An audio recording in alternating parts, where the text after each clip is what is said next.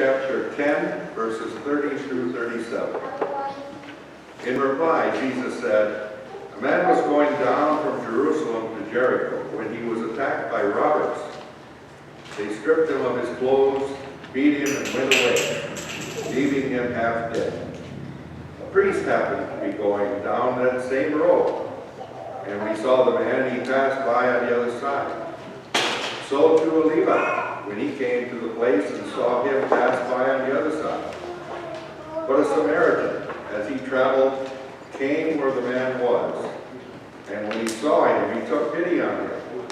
He went to him and bandaged his wounds, pouring on oil and wine. Then he put the man on his own donkey, brought him to an inn, and took care of him. The next day he took out 2 denarii and gave them to the innkeeper. 'Look after him,' he said, 'and when I return I will reimburse you for any extra expense you may have.' Which of these 3 do you think was a neighbor to the man who fell into the hands of the robbers?" The expert in the law replied, "The one who had mercy on him." Jesus told him, "Go and do likewise." I want you to listen very carefully. I'm going to describe 4 people. And at the end of the service, I want you to think about which one of the 4 you can identify with the most. Which one of the 4 are you most like? It's a very unusual story. According to the report, a man had left church and was heading straight home. He was there minding his own business when all of a sudden he was ambushed by a bunch of thugs. Rumors have it that these muggers were a group of political activists trying to overthrow the government. But be that as it may, they wanted the man's money. And as far as I can piece together the story, this man was not about to part with any of his money, and so he decided to put up a fight. But since he was hopelessly outnumbered, it was a very unwise decision. And it wasn't long before this gang of thieves had beat him to a pulp.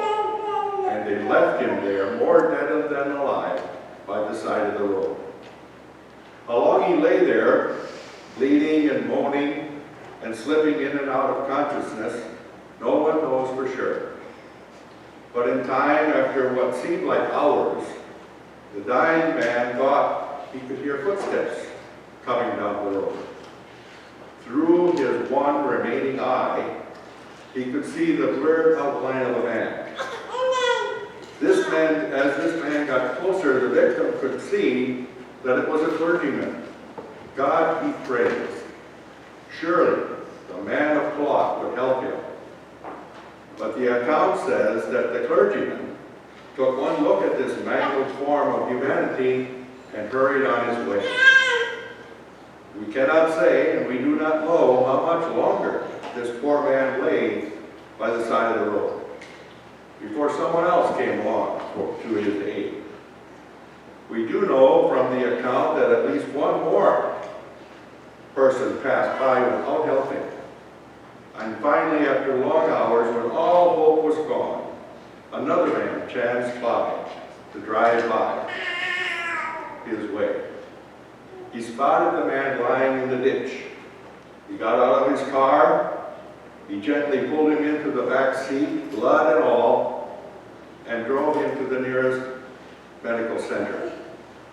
He agreed to pay his medical care, until the poor man was fully recovered. And this was before there were any national Medicare services, and so this guy had to pay right out of his own pocket. It was an incredible story of heroism. Now, the story I've just related to you didn't happen in New York City or here in Sheboygan Falls.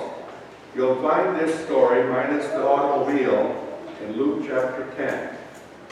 It was one of the greatest stories that Jesus ever told. We call it the parable of the Good Samaritan. There are 4 principal characters in this timeless story. And I want to look at each of them and see where we best fit in. The first person we meet was the traveler. Jesus called him a certain man. We don't know his name. We don't know how old he was. We don't know his race, though we suspect that he was a Jew. Facts are, we know very little about him. But we do know that this nameless man was on his way from Jerusalem to Jericho. The distance between these two places is less than 30 miles. I suppose it would be like taking a drive from here to Fond du Lac. But there the similarity ends, for the distance between Jerusalem and Jericho is not only measured horizontally, it's also measured vertically. You see, Jerusalem is over 2,000 feet above sea level, and Jericho is over 1,000 feet below sea level. So you put that together and you have a 3,000-foot drop in less than 30 miles. The Bible says the man went down. And when the Bible says down, it means down. The Jericho road was very narrow. The terrain there was rugged, and the risk of traveling that road were high. It was a perfect place for packs of thieves to hold up lonely travelers. And that's exactly what happened. Now I assume this traveler was in Jerusalem to worship God.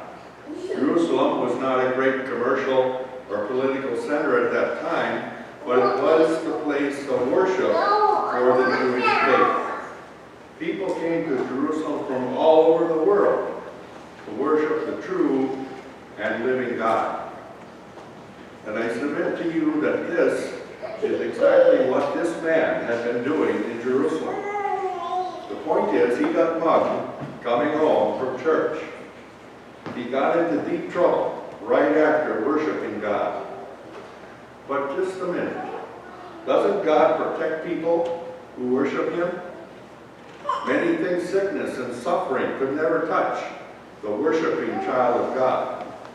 Does it make sense that this man could be worshiping God in the morning and could be breathing his last in the afternoon? It doesn't make sense that God-fearing people should have trouble and pain and heartache, and bad people should prosper. Here we are today in the warmth of God's house. We're basking in the sunlight of God's love. We're worshiping the true God of heaven. Does that fact shield us from trouble for the rest of the week? Because I worship God today, will my car start tomorrow? Because I gather in the house of God today, will I have a trouble-free week? Whatever worship does for me, it does not give me immunization from all the ills that befall mankind. Nor does worship prevent me from making unwise, stupid decisions that later on bring suffering. You see, this man in our story made a very unwise and stupid decision. As far back as anybody could remember, Jewish mothers have been telling their sons, don't travel on the Jericho road alone. Never go on the Jericho road. It's infested with thieves. Always travel in a caravan. Always go in a group. Do you hear me say that? Just like mothers today, pounding on into our little ones. Don't play in the street. If you play in the street, you might get killed. Never play in the street. You play in the backyard. You play on the playground. But don't play in the street. So everybody, from Dan in the north and to Beersheba in the south, knew the reputation of the Jericho road. And nobody in his right mind ever traveled that road alone. Everybody said that if you traveled these 30 miles alone, you're asking for trouble. But the lead man in our story went ahead and did it anyway. Against common sense, against better judgment, against his boyhood training, he went and did it anyway. And sure enough, the world fell in. How do you react when people get into big trouble with their eyes wide open? How do you feel towards people who suffer great tragedy because they wouldn't listen to godly advice? You see, there are a lot of people who believe that if you eat cookies in bed, you deserve to sleep in the crumbs. Their favorite scripture is, whatsoever a man sows, that shall he also reap. This man had no business out there alone on that highway. He got what he deserved. He got what he was asking for, so tough on him. If you play with fire, you're going to get burnt. It's very easy for us to be hard on a fallen brother, isn't it? To be smug, to be judgmental, to be self-righteous and cold. The amazing thing is that there were 4 men on that travel road that day, long ago. All 4 of these men traveled alone. All 4 made the same unwise decision, but only one got caught. But that's not the point. The point is, they were all guilty of indiscretion. But it wasn't until the 3rd man came along that immediately woke up to the fact, but for the grace of God, there go I. It could have been me. It could have been me. We could talk to the man who is battered by life, reeking with alcohol, and part of us says, how could you be so stupid? And part of us says, it could have been me. It could have been me. So there he is, bleeding, bruised, broken by the side of the road. What are you and I going to do about it? Before we answer that, let's look at the priest and the Levite. In ancient Israel, almost every male descendant of Aaron was a priest. You'll recall that Zechariah, who was John the Baptist's father, was such a person. It's estimated that there were at least 20,000 priests in Israel at this time. Now, it's one thing for a church to have a ministerial staff of 7, and it's quite another thing to have a staff of 20,000. It's rather difficult to get everybody worked into the program every week. For ordinary purposes, there were far too many priests at that time. So they had to take turns in serving in the temple. It was the highlight of their life for these men. Nothing would deter them from doing what they were born to do. Destiny had been laid upon them. They were very special men. So here he comes, God-fearing, religious, upright, intent on doing the will of God. And suddenly he stumbles upon this mangled form of humanity by the side of the road. His response was to recoil from the body. You see, one of the rules of priesthood was that they could not touch a dead body, or they would forfeit their turn in the temple. So the priest had to assume that the man was dead, and he passes on by. It's good to be disciplined. It's good to have a sense of direction in life. It's good to have goals. And it's good to have at times tunnel vision, to let nothing deter you. It's good to be eager to worship God. But it's a tragedy when these qualities prevent us from seeing and meeting human need. It's a tragedy when Christians take the attitude, I don't want to get involved.